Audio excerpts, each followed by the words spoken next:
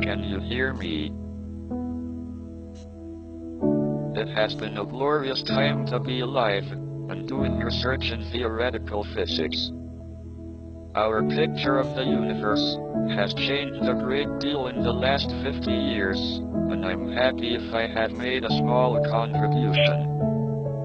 The fact that we humans, who are ourselves mere collections of fundamental particles of nature, have been able to come this close to an understanding of the laws governing us and our universe is a great triumph. I want to share my excitement and enthusiasm about this quest. So remember to look up at the stars and not down at your feet. Try to make sense of what you see and wonder about what makes the universe exist. Be curious. And however difficult life may seem, there is always something you can do and succeed at. It matters that you don't just give up.